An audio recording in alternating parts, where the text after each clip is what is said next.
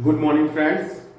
Today we are going to start a very important and little bit complex chapter of history, that is Stone Age. Complex in sense of that it is not simply based on a storyline. It has some technical points. Let us start. Stone Age or Lithic Age. Stone or Lithic means पाषाण या पत्थर.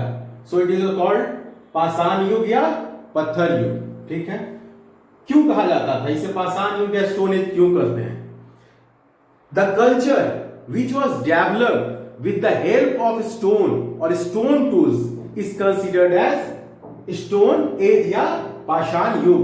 वैसी संस्कृति जिसका विकास पाषाण या पत्थर के उपकरणों द्वारा हुआ उसे पाषाण संस्कृति कहते हैं. अब इसके जो इश्यूज है वो देख लेते हैं हम. ध्यान से देखिएगा, थोड़ा सा टेक्निकल चीजें इसमें. फर्स्ट क्या हम लेंगे? Time period.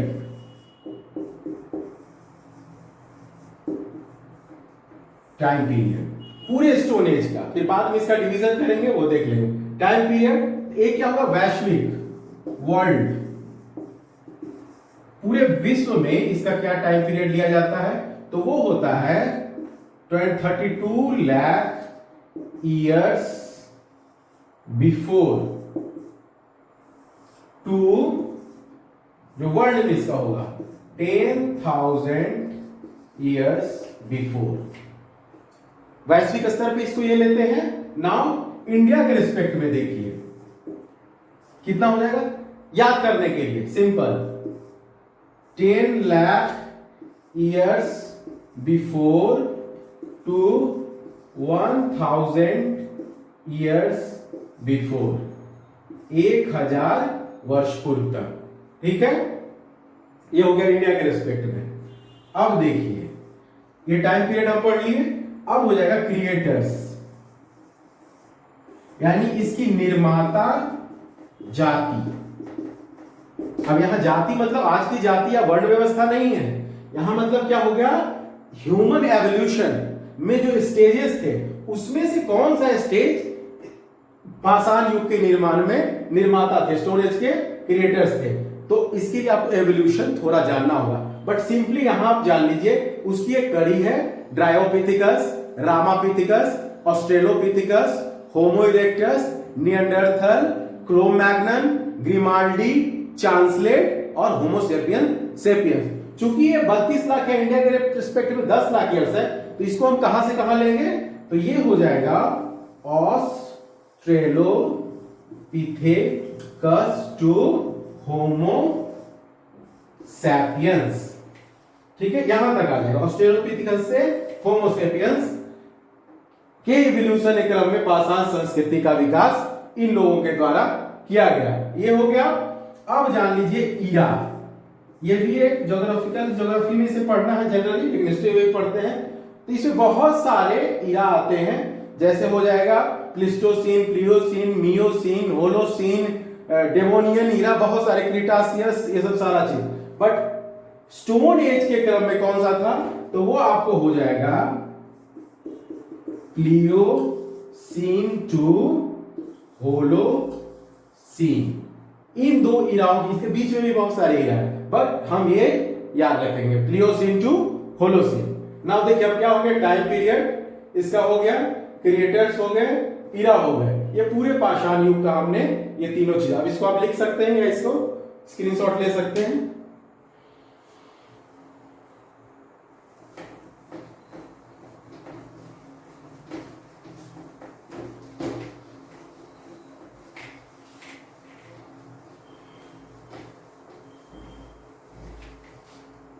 अब देखिए स्टोन एज जो, इसको 3 पार्ट्स में हम लोग डिवाइड करते हैं, 3 डिवीजन. फर्स्ट क्या हो जाएगा? फर्स्ट इसका क्या हो जाएगा?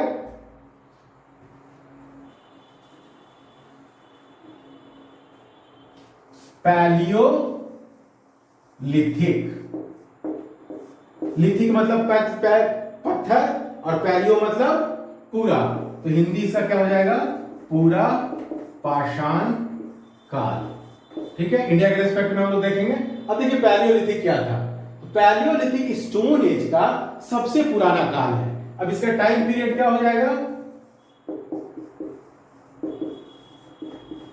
इसका time period 10 lakh years before to 10,000 years before. देखिए याद सिंपल है, 10 लाख से 10,000, ये क्या हो जाएगा? पैलियोलिथिक या पूरा पाषाण, ये इसका टाइम पीरियड हो जाएगा।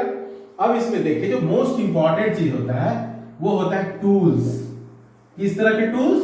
स्टोन टूल्स, जिसके आधार पर ये संस्कृति, ये कल्चर डेवलप हो। ये थोड़ा सा टफ है, देख लीजिएगा। इसमें कौन कौन से आता है? तो हो जाएगा Oldowan chopper, chopping, Olduvai chopper, chopping. उसके बाद इसमें हो जाएगा फ्लैग। फ्लैग में कौन कौन से फ्लैग हो जाएंगे? क्लेक्टोनियन फ्लैग, लेवालोसियन फ्लैग। उसके बाद क्या हो जाएगा इसमें? क्लीवर। उसके बाद क्या हो जाएगा? ये सब सारा चीज, ये इतना आप देख लीजिए। और भी बहुत सारी चीजें, लेकिन आप सिंपली याद रखिए चॉपर, चॉपिंग, फ्लैग, क्लीवर, ये सब था। ब्लेड, बुरिल वगैरह सारी चीजें इसी में आती थी। बट सिंपली आपको याद करना है चॉपर, चॉपिंग, फ्लैग, क्लीवर आदि का प्रयोग स्टोन एज के पैलियोलिथिक में इंडिया में होता था। अब देखिए इसके इंपॉर्टेंट साइट्स इंडिया में कौन कौन इंपॉर्टेंट साइट्स हो जाएंगे? देखिए बहुत सारे साइट्स हैं, ठीक है। जैसे पैलियोलिथिक, इसको अगेन 3 पार्ट में हम लोग डिवाइड करते हैं, अपर, मिडिल एंड लोअर, ठीक है। इसका एक आधार होता है, जैसे ये होता है, इसको इस तरह से पढ़ते हैं T1 T, ये लेयर्स हो गया। अब इन्हीं लेयर्स का जो डिवीजन होता है उसको अपर, मिडिल और लोअर बोलते हैं। जो सबसे नीचे हो गया वो लोअर। अब इसी को बांटा, अब देखिए इसमें इसी के साइट्स मिलते हैं। तो इंडिया में इसके रिस्पेक्ट में कौन कौन साइट्स हैं? तो 3 इंपॉर्टेंट साइट हम पढ़ेंगे यहां पे, ठीक है। फर्स्ट हो जाएगा आपको सोहन, फर्स्ट। दूसरा क्या हो जाएगा इसमें? सोहन के फर्स्ट हो गया सोहन। सोहन कहां कहां है? झेलम, कश्मीर की झेलम नदी की सहायक नदी है सोहन। सोहन के किनारे जिस संस्कृति का विकास हुआ पूरा पाषाण पैलियोलिथिक में, उसे सोहन संस्कृति कहते हैं। दूसरा हमारा हो जाएगा नर्मदा। नर्मदा संस्कृति कहां हो जाएगी? MP, मध्य प्रदेश में। और तीसरी इंपॉर्टेंट संस्कृति है वो हो जाएगी आपको मद्रास, मद्रास संस्कृति। ये कहां है? तो एक छोटी सी नदी है मद्रास में जिसका नाम है, थोड़ा प्रॉब्लम उसके नाम याद करने में, अतिराम पक्कम बुद्धि मानक वानक नदी। थोड़ा लंबा है बट याद रखिए मद्रास है। ये मद्रास में छोटी सी नदी से छोटा नाला भी कहते हैं, उसी के किनारे जो संस्कृति है उसे मद्रास संस्कृति है। ये तीनों इंपॉर्टेंट साइट्स आपको क्वेश्चंस पूछते हैं कि सोहन संस्कृति, नर्मदा और मद्रास का संबंध स्टोन एज के किस काल से है? तो हो जाएगा पैलियोलिथिक। ये चीज आपने देख ली, ये क्लियर हो गया। अब देखिए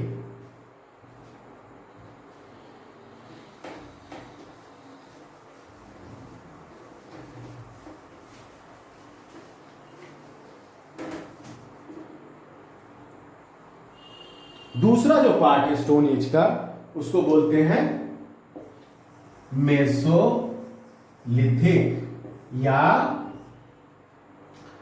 मध्य पाषाण, या देखिए अब इसका टेक्निकल टर्म है माइक्रोलिथिक,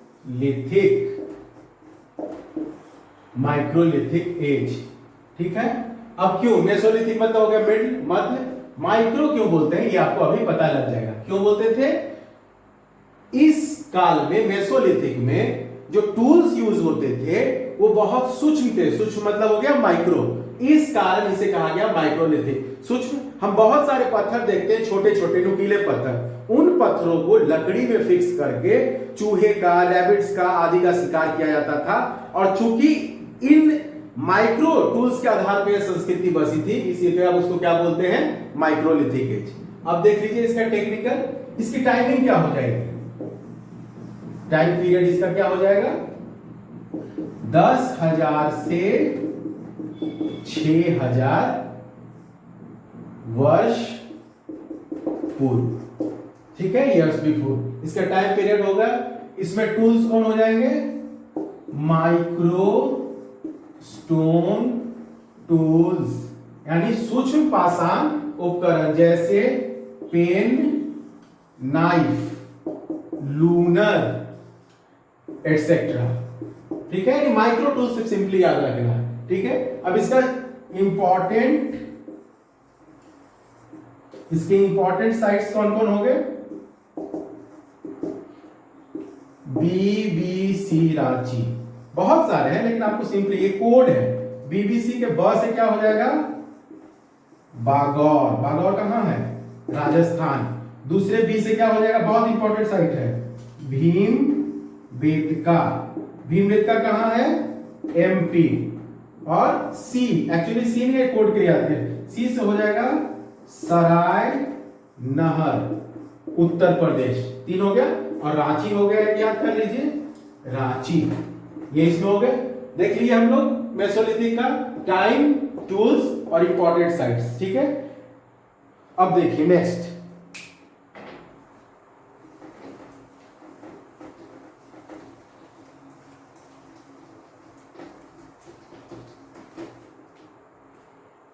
नियोलिथिक। नियोलिथिक नव पाषाण युग। नव पाषाण क्यों कहते हैं? सबसे लेटेस्ट था स्टोन एज में, बट इसी को हम लोग कहते हैं क्रांतिकारी काल। नव पाषाण या नियोलिथिक में ही पहली बार मनुष्य के जीवन में स्टेबिलिटी आई, मनुष्य के लाइफ में स्टेबिलिटी आई, जिसके बहुत सारे कारण थे। सबसे पहला कारण इसका क्या था कि मनुष्य के द्वारा पहली बार स्थापित रूप से कृषि, एग्रीकल्चर, एस्टैब्लिश्ड एग्रीकल्चर प्रारंभ हुई, एस्टैब्लिश्ड एनिमल हस्बेंड्री प्रारंभ हुई। इन सबों का कारण था बहुत सारे ऐसे खोज हुए, डिस्कवरीज हुई इस काल में, जैसे फायर। अब फायर क्या भाई?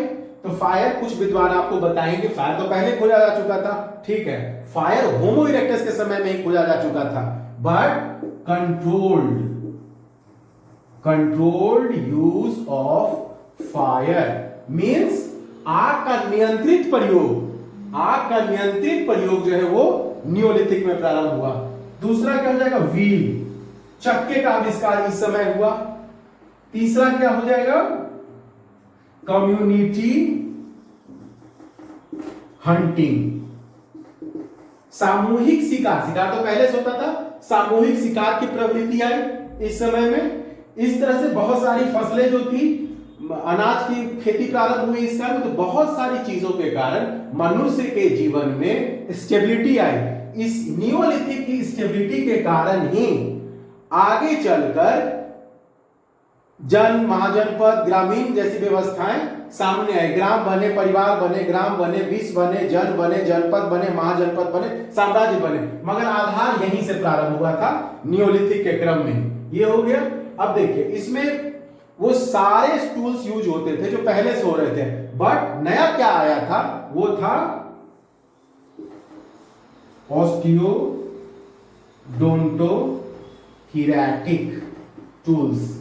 मीन्स ऑस्टियोडोंटोकिरेटिक मीन्स अस्थि दंत श्रृंग, हड्डी, दांत व सिंग के जो टूल्स थे वो बड़े स्तर पे इस समय यूज होने लगे। तो ये यहां पे आया, ठीक है। इन सब के होने के कारण मनुष्य के जीवन में क्या है? एग्रीकल्चर जो है वो स्टैब्लिश हो गया इस समय। फिर है एनिमल हस्बेंड्री, वो भी स्टैब्लिश हो गई अच्छी तरीके से। फिर क्या हुआ? परिवार का विकास हुआ, हाउसेस बने। अब देखिए नवपाषाण में जो होम्स बने थे पहली बार, वो पिट होम्स थे। पिट होम्स या पिट सेटलमेंट्स बोलते हैं। वो क्या होता है? गर्त आवास, मीन्स जमीन के अंदर छोटी छोटी गुफाएं बनाकर लोग इस समय रहा करते थे। तो ये नियोलिथिक का इंपॉर्टेंट कैरेक्टर हो गया। अब इसका इंपॉर्टेंट हम साइट देख लेंगे, वेरी इंपॉर्टेंट साइट्स।